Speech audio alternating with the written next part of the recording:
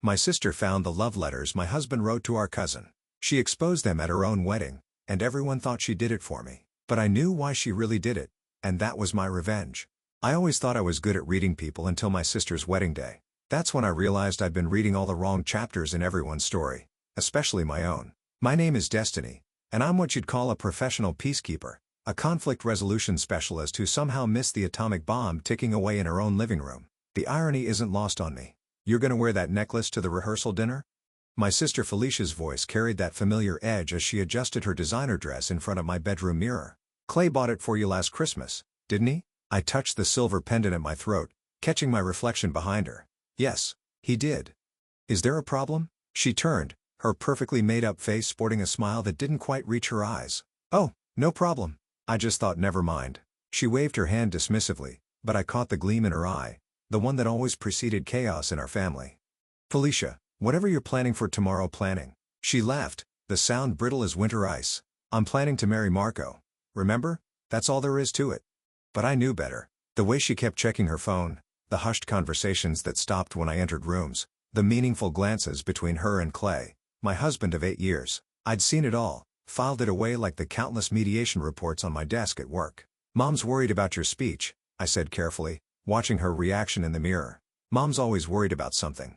Felicia rolled her eyes. She thought I'd trip walking down the church aisle when I was 5 and carrying flowers at Cousin Sarah's wedding. She thought I'd fail college. She thought Marco was too good for me. She paused, meeting my eyes in the reflection. What do you think, Destiny? Is Marco too good for me? The loaded question hung in the air like smoke. Before I could answer, my phone buzzed. A text from Clay, stuck at work. Don't wait up. Felicia glanced at my phone screen and smirked. Still working late, is he? He's finalizing a big contract, I replied automatically, the lie tasting bitter on my tongue. 3 months ago, I'd found the first message. 2 months ago, I'd seen the hotel receipt. 1 month ago, I'd started documenting everything. You know what your problem is, sis? Felicia turned to face me directly. You're too good at solving everyone else's problems. Maybe it's time you solved your own. A knock at the door saved me from responding. Mom poked her head in, her face creased with concern. Girls, dinner's ready? Uncle Pablo's here, and he's asking about the seating arrangement for tomorrow. Again? Felicia groaned. I swear this wedding is killing me. If only she knew what her wedding would actually kill: my marriage, her relationship with Marco, our family's carefully maintained facade of perfection. But tomorrow's script was already written, and Felicia had appointed herself director of this tragedy. At dinner, I watched her hold Marco's hand, laugh at his jokes, play the part of the blushing bride-to-be. My husband sat across from me, his phone conspicuously silent now, offering warm smiles to everyone at the table. Uncle Pablo, ever observant, kept glancing between us all with knowing eyes. A toast, Marco proposed, raising his glass, to my beautiful bride-to-be and to all of you, the family I'm blessed to be joining. Everyone clinked glasses. I caught Felicia's eye across the table, saw the flash of guilt quickly masked by determination. She thought she was protecting me in her own twisted way. She thought exposing Clay's betrayal during her wedding speech would somehow make things right. What she didn't know was that I'd already made my decision weeks ago. The divorce papers were drafted, the separate account was opened, and my new apartment was leased. I'd learned from years of mediation that the best resolutions come from careful planning, not explosive revelations. Destiny. Clay's voice pulled me from my thoughts. You're quiet tonight. I smiled, the expression feeling foreign on my face. Just thinking about tomorrow, it's going to be quite memorable. Felicia's fork clattered against her plate. Mom shot her a warning look, but my sister was already standing. I need some air, she announced, hurrying from the room. Marco moved to follow her, but I placed a hand on his arm. Let me, I said softly. Sister stuff. I found her in the garden furiously typing on her phone. When she heard my footsteps, she quickly locked the screen. Whatever you're planning, I said quietly, remember that karma has a way of coming full circle. She looked up at me, moonlight catching the tears in her eyes. Sometimes karma needs a little push, don't you think? I left her there knowing that tomorrow would change everything, but not in the way she planned. Because while Felicia was preparing to drop her bomb at the reception, she had no idea she was about to become collateral damage in her own explosion. Morning light filtered through the church windows as I helped Felicia into her wedding dress. Her hands trembled as I fastened each pearl button, though not from typical bride jitters. You don't have to do this, I whispered, meeting her eyes in the mirror. Actually, I do. She gripped her phone tightly. Can you check if Marco's ready? I need to prepare something. I knew what that meant. More scheming? More plotting. As I left the bridal suite, I bumped into Clay in the hallway. He caught my arm to steady me, and I fought the urge to pull away. "Hey, beautiful." He smiled, straightening his best man's tie. "Everything okay with the bride?" "Shouldn't you know?" The words slipped out before I could stop them. His smile faltered. "What's that supposed to mean?" Before I could respond, Marco appeared looking sharp in his tuxedo, but nervous. "Is Felicia all right? She's been acting strange all morning." "Pre-wedding nerves," I lied smoothly. "Nothing to worry about. Destiny." Marco grabbed my hand, his eyes sincere. "Thank you for being here for both of us. You're like the sister I never had." The guilt in Clay's expression was almost imperceptible, but after 8 years of marriage, I caught it. I excused myself, claiming I needed to check on the flowers, but instead found myself in the church garden, remembering the moment 3 months ago that started it all. Clay's phone had buzzed during dinner. He'd turned it face down, but not before I glimpsed Felicia's name on the screen. Later that night, I'd checked his phone while he showered, something I'd never done before. The messages were innocent enough, but there was an undercurrent of intimacy that made my stomach turn. "There you are." Mom's voice startled me back to the present. "The photographer wants pre-ceremony shots. And have you seen your sister? She's locked herself in the bridal suite." I headed back inside, knocking on the heavy wooden door. "Felicia, it's me." She opened it a crack, mascara slightly smudged. "I need to tell you something." "Now?" "Yes, now." She pulled me inside, checking to make sure we were alone.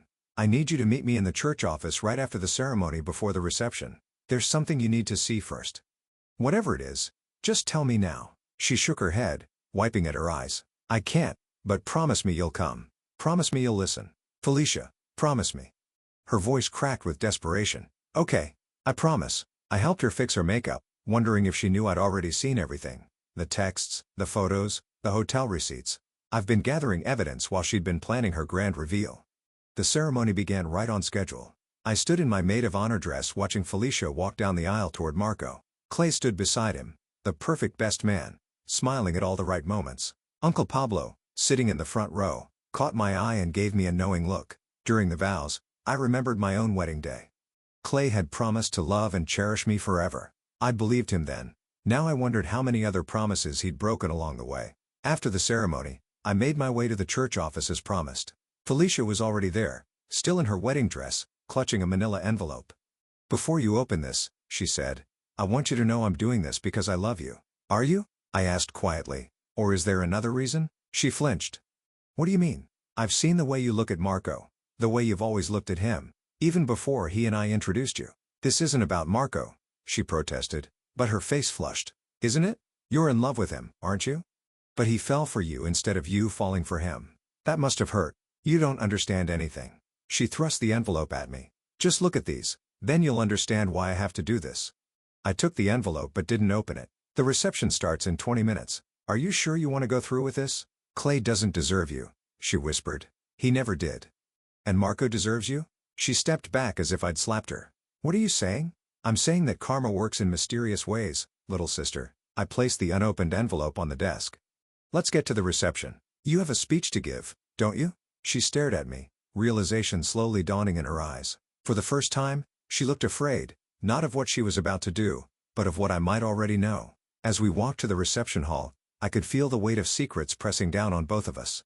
Felicia thought she was about to blow up my marriage, but she had no idea she was sitting on a powder keg of her own making. The reception hall doors loomed before us, and I heard Marco's voice announcing the arrival of the bride and groom. Felicia squared her shoulders, ready to destroy everything. If only she knew she was about to destroy herself in the process. The reception hall buzzed with celebration as waiters circulated with champagne. I watched Clay work the room, stopping to chat with relatives, his charm turned up to maximum. The same charm that had once made me feel special now felt like sandpaper against my skin. Uncle Pablo slid into the seat next to me, his expression concerned. "You're wearing your mediator face," he observed, sipping his drink. "Am I that obvious?" "Only to those who know what to look for." He nodded toward Felicia, who was whispering something to Marco at the head table. "She's been checking her phone every 2 minutes. She's about to make a terrible mistake," I said quietly. "Aren't we all experts at those?" Pablo leaned closer. "Remember when you were 10 and Felicia broke Mom's favorite vase? You took the blame. That was different." "Was it? You've been taking the blame for other people's mistakes your whole life, Destiny." He touched my arm gently. "Maybe it's time to let people face their own consequences." Before I could respond, Clay appeared at our table. "Mind if I borrow my wife for a dance?" Pablo's eyes hardened slightly, but he smiled. "She's all yours for now." Clay led me to the dance floor as the band played a slow song. His hand on my waist felt foreign now, like a stranger's touch. "You've been quiet all day," he said, guiding me through the steps. "Have I? I thought I was being quite observant." I met his eyes. "For instance, I observed you checking your phone during the ceremony." His step faltered slightly. "Work stuff. Really? Because I could have sworn I saw Felicia's name on your screen." The color drained from his face. "Destiny, don't." I pulled away slightly, keeping my voice low. "Not here. Not now. Please let me explain." "Room 412. I cut him off. "The Grand Hotel downtown 3 weeks ago." "Should I continue?" He stopped dancing completely. "Other couples moving around us like water around a rock." "How did you? I'm a conflict resolution specialist, Clay. Did you really think I wouldn't notice? That I wouldn't investigate? It's not what you think. The Riverside Cafe receipts, the late-night texts, the mysterious work meetings that never showed up on your company calendar." I smiled, but there was no warmth in it. "I have copies of everything." The music ended, and applause filled the hall. Clay grabbed my elbow, steering me toward a quiet corner. "Whatever Felicia told you." "Felicia hasn't told me anything," I interrupted. "She doesn't need to, but she's about to tell everyone else." His face went from pale to ashen. "What are you talking about?" "The maid of honor speech is coming up soon, and your girlfriend has quite a performance planned." "She's not my." He stopped, running a hand through his hair. "This is insane. You can't let her." "Let her?" I laughed softly. "Oh, honey. I'm not letting her do anything. I'm just gonna watch while karma does its job." Mom appeared suddenly, clutching her phone. "Destiny, can you check on your sister? She's been in the bathroom for 20 minutes, and the speeches are supposed to start soon." I found Felicia in the bathroom, gripping the sink. Her wedding dress bunched up around her. Her makeup was perfect, but her eyes were wild. "Having second thoughts?" I asked, letting the door swing shut behind me. "I'm doing this for you," she insisted, but her voice shook. "No. You're doing this for yourself. I moved to stand beside her because you've been in love with Marco since college, haven't you? Since before I introduced you to?" She spun to face me. "That's not the thing about karma, Felicia, is that it always comes full circle." I pulled out my phone, scrolling to a saved message. "Like this text you sent Marco last month. I've loved you since the day we met. Everything else has just been settling." The color drained from her face.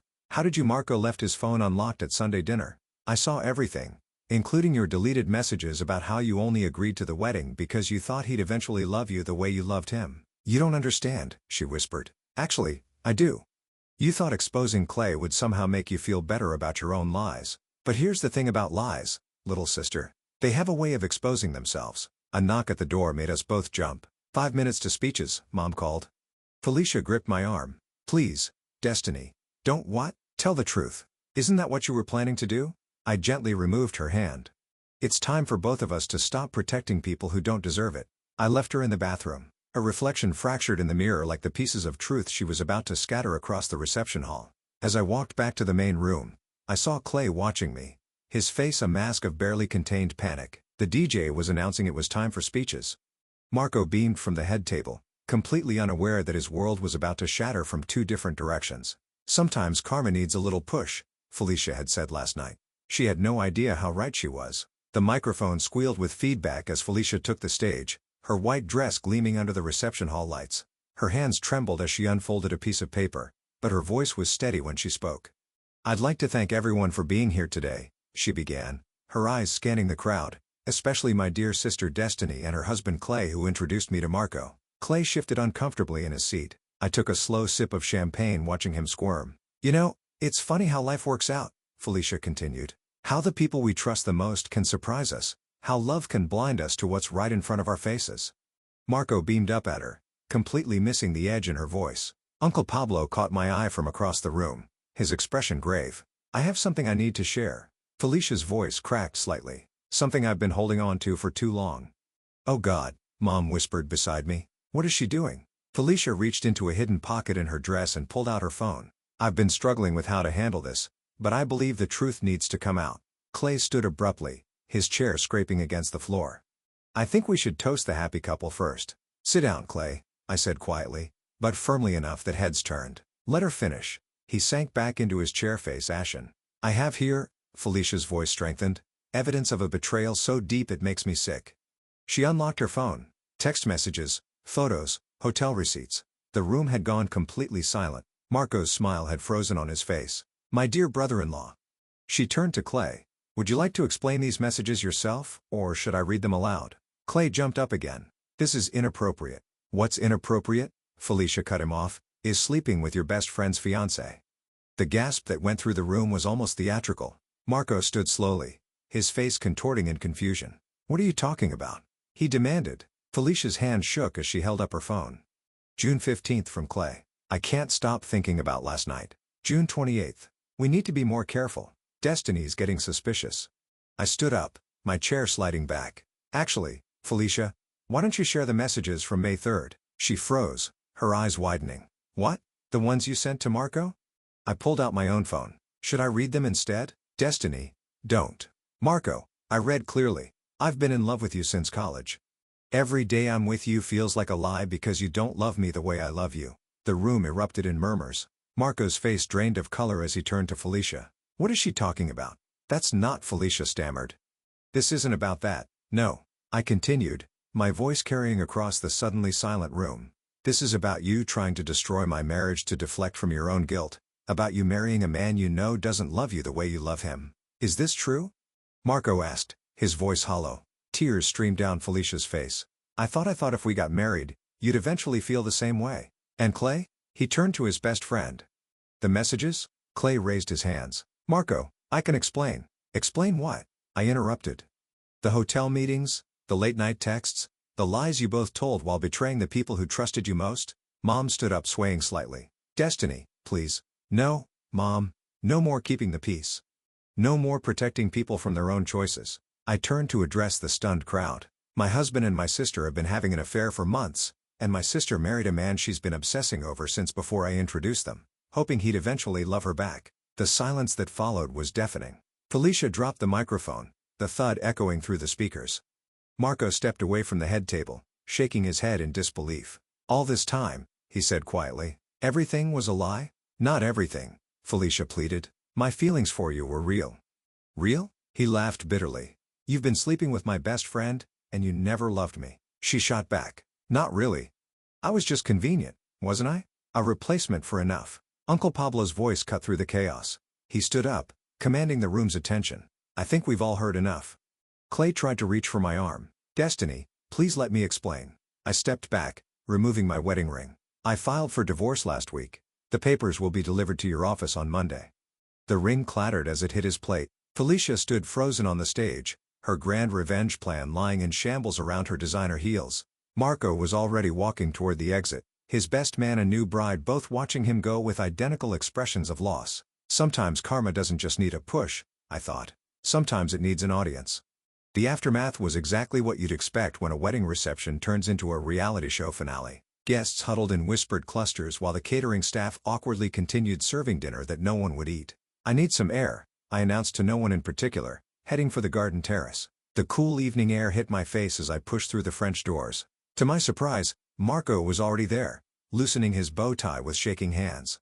I should have known, he said without turning around, the way she always talked about our college days even though we hadn't met then. Marco, did you know? He turned to face me. About Clay and her, I found out 3 months ago. I moved to stand beside him at the railing. The same week I discovered she'd been in love with you since before I introduced you to. He ran a hand through his hair. God, what a mess. I really thought she loved me. She does, I said softly. That's the tragedy of it. She loves you so much she destroyed everything trying to keep you. By sleeping with Clay? He laughed bitterly. That's a strange way of showing love. The door opened behind us, and Felicia stepped out. Her mascara streaked down her cheeks. Marco, please don't. He held up a hand. Just don't. I can explain everything, she pleaded. Clay and I, it wasn't what you think. What I think, Marco's voice was ice, is that my wife and my best friend betrayed me before we even said our vows. And what about you? She shot back, acting like I was the love of your life when really I was just second best. I stepped between them. Felicia, that's enough. No, it's not. She was crying now, mascara running freely. He never got over his college girlfriend. I was just convenient, someone who reminded him of her. Marco's face went white. That's not tell me I'm wrong, she challenged. Tell me you don't still have her photos on your phone. Tell me you don't compare every woman to her. At least I didn't sleep with someone else's husband. The doors burst open again, and Clay stumbled out. Marco, buddy, please. I'm not your buddy. Marco's hands clenched into fists. I'm not anything to you anymore. Clay took a step forward. It was a mistake. We were both drunk, and the punch happened so fast I barely saw it. One moment Clay was talking. The next, he was sprawled on the terrace, blood trickling from his nose. Marco. I grabbed his arm before he could swing again. Stop. Why should I? He was shaking with rage. They deserve each other because violence won't undo what's done. I kept my voice calm, professional mediator mode kicking in, and you're better than this. Felicia moved to help Clay up, but he pushed her away. Don't touch me, he spat. This is all your fault. My fault? She laughed hysterically. You're the one who came to my apartment that night. You're the one who said you'd always had feelings for me. I felt Marco tense under my grip. When?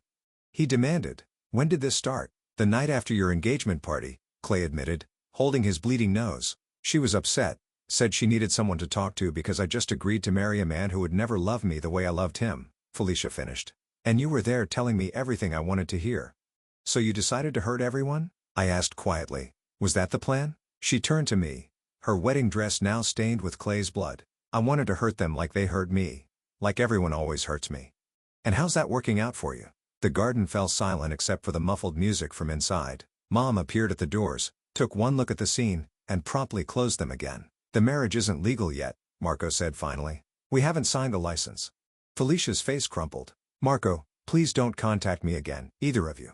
He straightened his jacket. I'll have my lawyer handle everything. He walked back inside, leaving Felicia and Clay standing awkwardly apart, neither willing to look at the other. You should get some ice for that nose, I told Clay. And pack your things. I want you out of the house by tomorrow. Destiny. He reached for me. We can work this out. No. We can't. I stepped back. Because I deserve better than someone who sleeps with my sister, and you deserve whatever karma has in store for you. I turned to Felicia who looked small and lost in her ruined wedding dress. You wanted the truth to come out? Well, congratulations. It's all out now. What am I supposed to do? She whispered. That's not my problem anymore. I headed for the doors. For once in my life, I'm done fixing other people's messes. Behind me, I heard Felicia start to sob, but I didn't turn around. Sometimes the kindest thing you can do for someone is let them face the consequences of their own actions, even if that someone is your sister. The week after the wedding disaster, I sat in my office staring at divorce papers when Uncle Pablo knocked on my door. You look like you could use this, he said, placing a coffee on my desk, extra shot of espresso. I could use something stronger. I gestured to the chair across from me. Have you heard from Felicia? She's staying at your mom's. Hasn't left her old bedroom in days. He settled into the chair. Clay's been calling everyone, trying to get people to talk to you. I changed my number yesterday.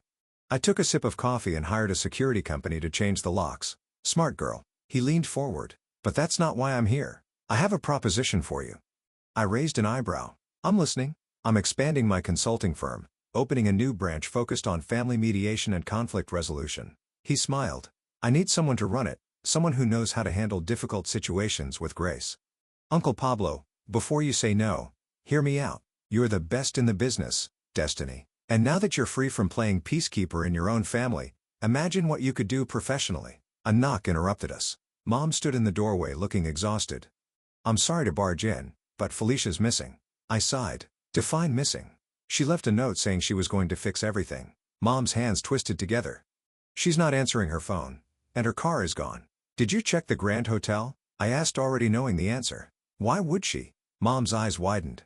Oh God, you don't think that's where she met Clay during their affair? I stood up, grabbing my keys. And knowing my sister, she's either there to confront him again or do something stupid. I'm coming with you, Uncle Pablo announced.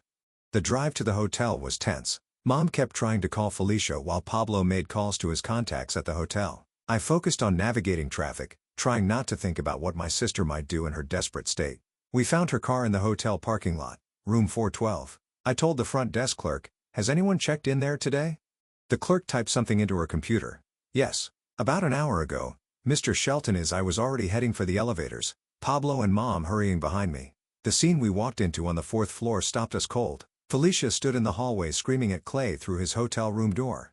You promised we'd be together, she yelled, pounding on the door. You said once everything was out in the open. That's enough. I grabbed her arm, spinning her around. What are you doing?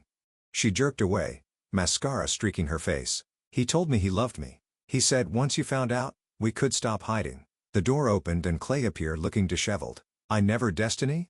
His face paled. What are you doing here? Apparently watching my sister make an even bigger fool of herself. I turned to Felicia. Is this what you wanted? To destroy everything and everyone around you? He loved me, she insisted. Tell her, Clay. Tell her what you said that night. Clay stepped into the hallway, keeping his distance. Felicia. We were both drunk and liar. She lunged at him, but Uncle Pablo caught her. You said I was special. I said what you wanted to hear. Clay cut her off because you were there, and you were willing, and I was weak. That's all it was. The silence that followed was deafening. Felicia sagged in Pablo's arms, all fight leaving her body. Oh, honey. Mom stepped forward. Let's get you home. I can't. Felicia's voice broke. I can't face Marco. I can't face anyone. Actually, I said quietly, you can and you will, because that's what adults do when they make mistakes. They face them. Clay moved toward me. Destiny, please. The divorce papers are being delivered to your office tomorrow. I met his eyes steadily. Sign them, Clay. It's the least you can do. What about us? He asked. 8 years of marriage just gone? It was gone the moment you decided my sister was more important than our vows. I turned to Pablo. About that job offer, I accept. He smiled, still holding Felicia. Good, because I already have the paperwork drawn up. You're leaving? Mom asked, surprised. The branch is in Seattle. I straightened my shoulders. Fresh start, new city. No more family drama. But what about Felicia started? What about you? I finished. For once, that's not my problem to solve. You made your choices. Now live with them. As we walked toward the elevator, leaving Clay standing alone in the hallway, I felt lighter than I had in years. No more playing mediator in my own life. No more fixing other people's messes. Uncle Pablo squeezed my shoulder. You know what they say about karma? I smiled. That it comes full circle? No. He grinned. That sometimes it takes you exactly where you need to go. The elevator doors closed on my old life, and for the first time in forever, I was ready for whatever came next. 3 days before my move to Seattle, I found myself at Riverside Cafe, the place where Clay and I had our first date and, ironically, where he'd later meet Felicia for their secret rendezvous. I needed this final confrontation, this closure before I could truly move forward. Clay arrived exactly on time, looking smaller somehow, less sure of himself. He slid into the booth across from me, his wedding ring conspicuously absent. You look good, he said, attempting a smile. I feel good. I pushed a manila envelope across the table. The signed divorce papers. Your copy. He stared at the envelope without touching it. Is this really how we're ending things? You ended things when you started sleeping with my sister. I stirred my coffee. I'm just making it official. It wasn't like that. He leaned forward. Felicia was vulnerable and stop. I held up my hand. I didn't come here for explanations or excuses. I came here to tell you something important. The waitress approached, but one look at our faces sent her retreating. I've spent 8 years being the perfect wife, I continued. The family mediator, the one who smooths everything over and makes it all okay. But you know what I realized? He shook his head. I realized I'm really good at my job, at solving conflicts and helping people find resolution, but I was so busy fixing everyone else's problems, I forgot to fix my own. Destiny, let me finish. I pulled out my phone, scrolling to a saved photo. Remember this? Our wedding day. You promised to love and cherish me forever. I believed you because I wanted to believe in forever. I did love you, he protested. I still know. I put the phone away. You loved the idea of me. The calm, collected wife who never made waves, who looked the other way when you started coming home late, who made excuses for you to our friends. He slumped in his seat. What do you want me to say? Nothing. I want you to listen. I leaned forward. I'm moving to Seattle next week, starting fresh, building something new, and I want you to know that I forgive you. His head snapped up. What? Not for your sake, I clarified. For mine, because holding on to this anger and betrayal isn't who I want to be anymore. What about Felicia? He asked quietly. That's between you two and Marco and whoever else gets caught in her drama. I stood up, dropping some cash on the table for my untouched coffee.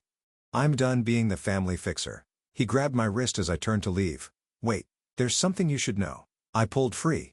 Unless it's about the divorce papers, Felicia's pregnant. The words hit me like a physical blow. I slowly sat back down. Is it mine? I don't know. He ran a hand through his hair. She told me yesterday, said she hasn't told anyone else yet. I laughed. The sound hollow even to my own ears. Of course, she is. One final bomb to drop before I leave. What are you gonna do? Me? Nothing. I stood up again. Like I said, not my problem anymore, but you might want to invest in a good lawyer. You're really just gonna walk away from all of us? I paused, looking around the cafe where so much of my life had happened. You know what the hardest part of being a conflict resolution specialist is? Learning when to walk away from a conflict that can't be resolved. And that's what we are? Unresolvable? No. I smiled sadly. We're just finished. Good luck, Clay. I mean that. I walked out of the cafe into the bright afternoon sunlight. My phone buzzed. A text from Uncle Pablo. Seattle office is ready. Your new life awaits. Another text came through. This one from Felicia. I need to talk to you. It's important. I deleted it without responding. A third message popped up from Marco. Heard you're leaving town. Can we meet? There's something you should know. I typed back quickly. Some stories need to end for new ones to begin. Take care of yourself. As I drove home past the church where everything had fallen apart, past the hotel where secrets had been kept and revealed, I felt something shift inside me. The weight of being everyone's savior lifted from my shoulders. My phone rang. Mom's number flashing on the screen, probably calling about Felicia's news. I let it go to voicemail. Sometimes the bravest thing you can do is stop trying to fix what's broken and focus on building something new instead. I pulled into my driveway where moving boxes waited to be loaded. The for sale sign in my front yard caught the afternoon light, transforming it into something that looked less like an ending and more like a beginning. Seattle was waiting. A new office, new clients, new stories to help resolve. But this time, on my terms, and for once, I wasn't looking back to see who I was leaving behind. The Seattle rain drummed against my office windows as I reviewed the day's last case file. A knock at the door made me look up to find Uncle Pablo, his hair damp from the weather. Surprise! He grinned. Thought I'd check on my star employee. You flew across the country to check on me? I raised an eyebrow. Actually, he settled into a chair. I came to deliver some news in person and to see how you're handling the latest family drama from afar. I closed the file. You mean, Felicia's baby? Babies, he corrected. Twins. The DNA test results came back yesterday. And not Clay's. He watched my reaction carefully. Marco's. I let out a breath I didn't know I'd been holding. Does he know? Found out this morning. Pablo paused, choosing his words. Processing. My phone buzzed. A text from Mom. Please call your sister. She needs you. I showed Pablo the message. Some things never change. But you have, he noted. The old Destiny would have already been on a plane home. The old Destiny would have tried to fix everything. I turned to the window watching rain trace patterns on the glass. How's Clay taking the news?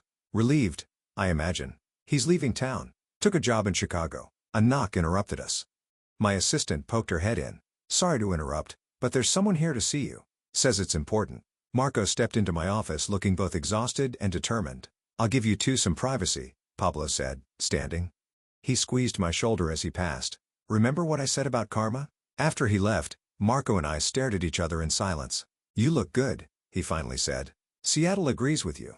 Marco, I'm not here to complicate things, he interrupted. I needed to tell you something face to face. I gestured to the chair Pablo had vacated. About the babies? He sat heavily.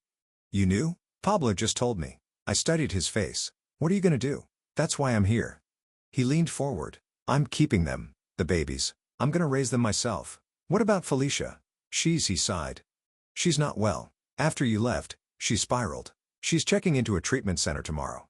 Postpartum depression, anxiety, other issues that probably should have been addressed years ago. I absorbed this information, feeling an old familiar pull to fix things.